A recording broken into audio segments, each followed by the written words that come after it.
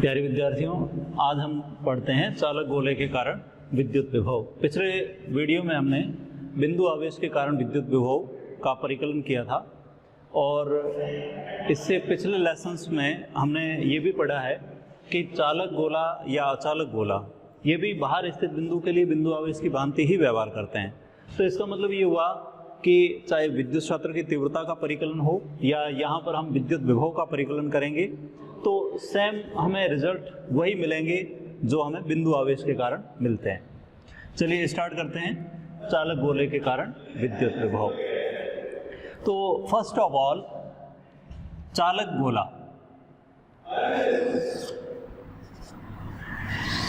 मान लेते हैं कि ये एक चालक गोला या गोलीय कोष भी कहते हैं जिसको,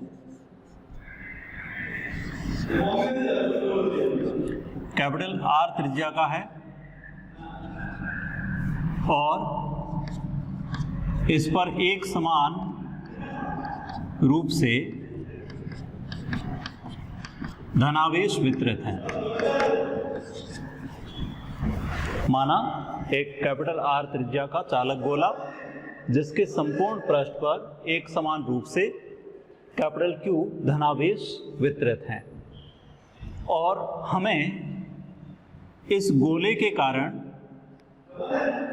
प्रेक्षण बिंदु P जो गोले के केंद्र से स्मॉल r दूरी पर स्थित हैं वहाँ विद्युत विभव की गणना करनी है। ये हमारी एक तरह से डेरिवेशन की अवधारणा हो गई, यानी हम करना क्या चाहते हैं। अब इट मीन्स P पॉइंट पर हमें विद्युत विभव परिकलित करना है। तो हमने क्योंकि विद्युत विभव और विद्युत क्षेत्र की तीव्रता में संबंध देख रखा है तो हम तरीका वहीं से लेंगे कि हमें पहले से विद्युत क्षेत्र की तीव्रता यहाँ पे पता हो तो हम उस केस में विभव की गणना कर सकते हैं। तो क्योंकि विभव और विद्युत क्षेत्र की तीव्रता में जो संबंध है उसको मैं पहले लिख लेता हूँ। V बराबर minus infinite to R E dot dr, ये हमारा रिलेशन होता है विभव और विद्युत क्षेत्र की तीव्रता के बीच में, जो हमने पहले एस्टेब्लिश किया था, डिराइव किया था। अब हम इस प्रेक्षण बिंदु की अलग अलग स्थितियां ले सकते हैं। जैसे एक स्थिति जो हमने फर्स्ट ऑफ ऑल ली है, ये गोले के बाहर है। इसी P पॉइंट को हम गोले की सतह पर भी ले सकते हैं तो स्मॉल r और कैपिटल R इक्वल हो जाएंगे और इसी P पॉइंट को अगर हम गोले के अंदर लेंगे तो उस केस में small r less than capital R हो जाएगा। तो यहाँ ये ध्यान रखना है कि स्मॉल r की कोई वैल्यू फिक्स नहीं है। Small r greater than capital R हो सकता है, इक्वल टू कैपिटल R हो सकता है, लेस देन कैपिटल R हो सकता है, या अगर आप केंद्र पर लेते हैं P पॉइंट को तो उस केस में हम स्मॉल r की वैल्यू 0 भी ले सकते हैं। तो कम से कम इसके अंदर हम जो है 3 पॉइंट में इस डेरिवेशन को देखते हैं। हमारा फर्स्ट पॉइंट जो है वो है जब प्रेक्षण बिंदु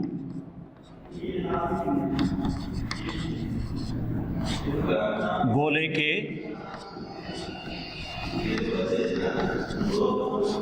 बाहर स्थित हो। प्रेक्षण बिंदु गोले के बाहर स्थित हो तो हम लिख सकते हैं small r greater than capital R। इस केस में हमें ये पता है कि विद्युत क्षेत्र की तीव्रता होती है KQ by R square R cap.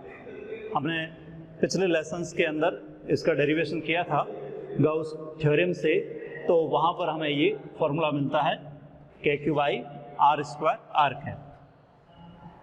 अब हम इस फॉर्मूले से देखेंगे तो V equal to minus infinite to small r KQ by R square R cap dot dr। अब यहाँ पर पिछले वीडियो में यानी बिंदु आवेश के कारण जब हमने विभव की कैलकुलेशन की थी तो वहाँ पर भी क्लियरली ये बताया था कि R कैप डॉट dr को हम dr cos 0 लिखेंगे, बिकॉज आर कैप एकांक सदिश है, वैल्यू 1 हो गई।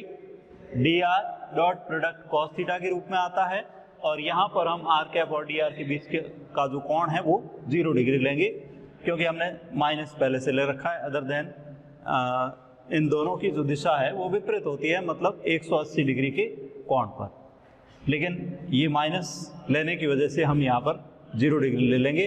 तो उस केस में R cap dot D R केवल बचा डी आर, तो हम इसको लिख सकते हैं infinite to R K Q by R square into D are.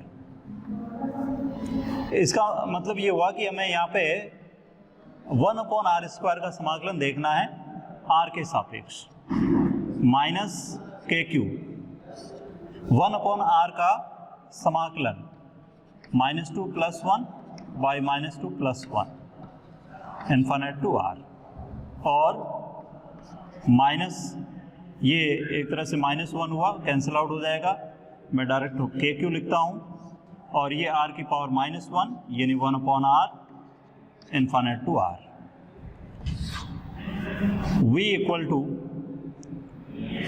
K Q, limit रखेंगे, upper limit small r, lower limit अनंत, 1/अनंत को 0 लिख सकते हैं, तो उस केस में विभव हमें मिलेगा K Q by small r, यानी v inversely proportional to r। तो चालक गोले के कारण बाहर स्थित बिंदु पर जो विद्युत विभव है उसका हमें फॉर्मूला मिल गया यहाँ पे के क्यू बाई स्मॉल r, और ये फॉर्मूला सेम वैसा ही है जैसा बिंदु आवेश के कारण होता है। तो यहाँ दूरी के व्युत्क्रमानुपाती है, यानी दूरी बढ़ने के साथ घटेगा। इसका मतलब हालांकि हम जो है केंद्र से देख रहे हैं तो पहले वहाँ पर भी हम देखेंगे, लेकिन ये एक्चुअल में बाहर स्थित पॉइंट के लिए है, केवल बाहर स्थित पॉइंट के लिए, अंदर के लिए हम इसको लागू नहीं करेंगे। ऐसा नहीं है कि r की वैल्यू 0 करेंगे तो v की वैल्यू इन्फिनिट हो जाएगी, रॉन्ग।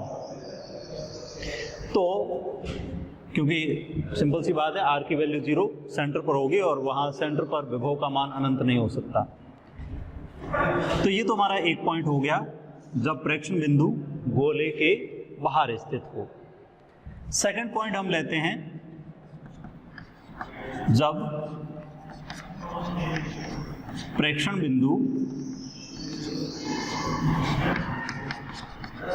गोले की सतह पर स्थित हो। सतह का मतलब हो गया small r equal to capital R। प्रेक्षण बिंदु P जो है सतह पर है, तो इसका मतलब स्मॉल r और कैपिटल R इक्वल हो गए। तो उस केस में हम डायरेक्ट यहीं से विभव का फॉर्मूला बना लेते हैं, v बराबर के Q small r replaced by capital R। तो विभव v equal to K Q by capital R।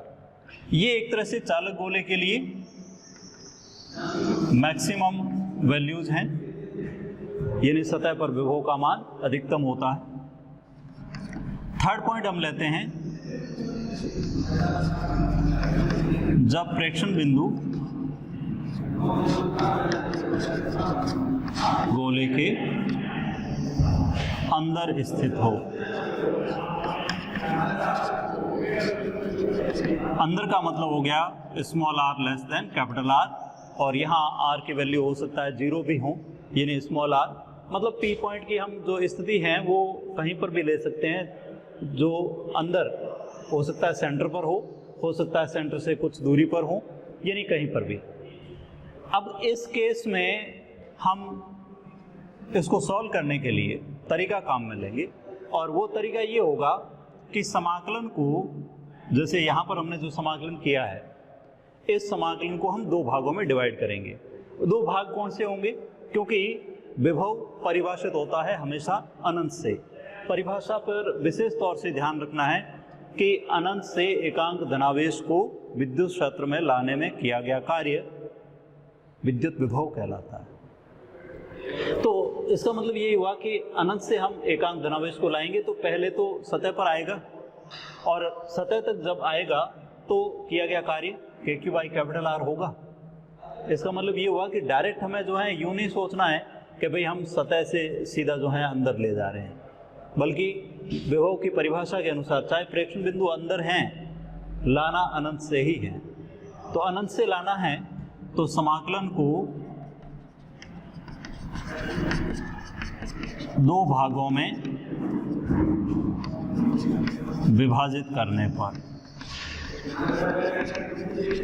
दो भाग कौन से होंगे? एक भाग तो हम ले लेते हैं अनंत से कैपिटल आर, और दूसरा भाग कैपिटल आर से स्मॉल आर, बिकॉज अनंत से सतह तक आएगा, फिर सतह से हम उसको अंदर ले लेंगे। तो अनंत से कैपिटल आर तक आएगा, तब तक विद्युत क्षेत्र की जो तीव्रता है उसको हम लिखेंगे K Q by R square R cap बाहर स्थित बिंदु के लिए, और चालक गोले के अंदर हमें पता है विद्युत क्षेत्र की तीव्रता 0 होती है। तो ये भी साथ साथ में जो है ध्यान रखना बहुत ज़रूरी है कि ये बाहर स्थित बिंदु के लिए है और ये अंदर स्थित बिंदु के लिए है, जहाँ पे विद्युत क्षेत्र की तीव्रता 0 होती है। अब हम जब समाकलन करेंगे तो V equal to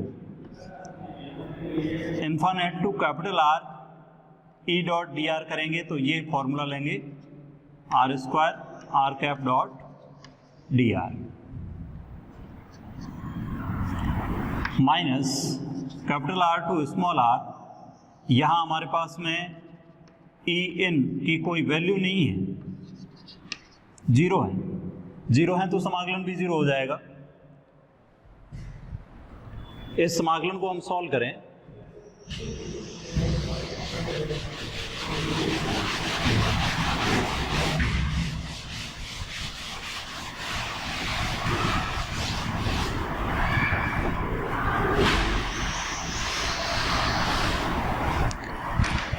K Q by small R square R cap dot D R, ये हमने पहले सॉल्व कर रखा है। अनंत से कैपिटल आर तक इसको सॉल्व करेंगे तो ये हमें मिलेगा K Q by capital R maximum जिसको हम बोल रहे हैं। तो V बराबर एक तरह से हुआ के Q by capital R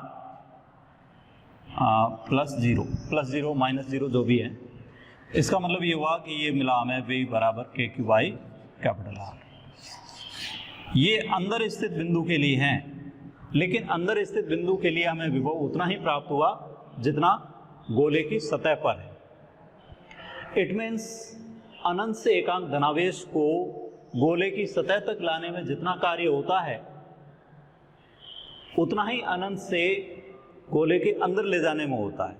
it means सतह से गोले के अंदर स्थित किसी बिंदु पर एकांक धनावेश को ले जाने में कोई अतिरिक्त कार्य नहीं होता, और अतिरिक्त कार्य नहीं होता तो सतह का विभव और अंदर स्थित किसी भी बिंदु का विभव बराबर होता है, और दो बिंदुओं के बीच में विभवांतर 0 होता है। तो चालक गोले के लिए अगर पूछा जाता है कि चालक गोले की सतह और केंद्र पर स्थित बिंदुओं के बीच विभवांतर क्या होगा, तो 0। एकांक धनावेश को गति करवाने में कोई कार्य नहीं होगा। तो ये हमने 3 पॉइंट के अंदर इस डेरिवेशन को सॉल्व कर लिया। बाहर स्थित बिंदु पर हमने देखा है ए पॉइंट जो हमारा था उसमें हमें मिला था K Q by small R, यानी V inversely proportional to small R. सतह पर मैक्सिमम और अंदर स्थित किसी भी बिंदु पर सतह के बराबर। अब हम इसको ग्राफिकल रिप्रेजेंट करें ग्राफ से, विभव अक्ष इधर दूरी अक्ष, ये गोले का केंद्र है सेंटर पॉइंट, ये हो गया small R equal to capital R, means ये गोले की सतह। अब ये मान लेते हैं कि अधिकतम वैल्यू है जिसको हम बोलते हैं V सरफेस कहें चाहे V n कहें, चालक गोले के लिए दोनों बराबर हैं के क्यू बाई कैपिटल आर। तो ये अधिकतम वैल्यूज हैं जो कहाँ तक होगी, केंद्र से सतह तक। तो ये एक तरह से सीधी लाइन खींच सकते हैं कांस्टेंट, क्योंकि केंद्र से दूरी पर ये विभव निर्भर नहीं करता है, कांस्टेंट विभव है। तो इसलिए मैंने शुरू में ही कहा था कि बाहर स्थित बिंदु से कभी भी ये एज्यूम नहीं करना चाहिए कि R की वैल्यू अगर हम 0 कर देंगे तो V क्या होगा। वो हमें यहाँ पता चल रहा है कि यहाँ डिपेंडेंस अलग है, तो इसलिए तो हम कह रहे हैं कि विभव जो है वो एक सापेक्ष राशि है, बिंदुओं की स्थिति पर निर्भर करता है, इसलिए हमेशा सेम रिजल्ट नहीं मिलेंगे। तो यहाँ से यहाँ तक विभव जो है वो दूरी पर निर्भर नहीं कर रहा है, कांस्टेंट है केंद्र से सतह तक। और उसके बाद बाहर स्थित बिंदुओं के लिए V inversely proportional to R, यानी दूरी बढ़ने के साथ घटेगा, और जब दूरी अनंत हो जाएगी तो विभव का मान 0 हो जाएगा। तो ये हम जो हैं चालक गोले के कारण विद्युत विभव को दूरी के साथ एक तरह से आलेखित कर सकते हैं। कंप्लीट अगर इसका क्वेश्चन बनता है तो यूं बनता है कि चालक गोले के कारण विद्युत विभव का परिकलन कीजिए और परिणामों को आलेखित कीजिए। तो परिणाम यही है कि विभव जो है वो दूरी के साथ किस टाइप से निर्भर करता है। यहाँ ध्यान रखना है कि विभव कांस्टेंट है जबकि विद्युत क्षेत्र की तीव्रता 0 है। तो ऐसा अगर मान लो एग्जाम्पल पूछा जाता है कहीं, तो उसका आंसर जो है इसी टाइप से दे सकते हैं कि उदाहरण दीजिए जहाँ विभव नियत हो और विद्युत क्षेत्र की तीव्रता 0 हो, तो चालक गोले के भीतर स्थित बिंदु पर। तो नेक्स्ट वीडियो में हम जैसे चालक गोले के कारण विद्युत विभव परिकलित किया है, ऐसे ही अचालक गोले के कारण विद्युत विभव परिकलित करेंगे।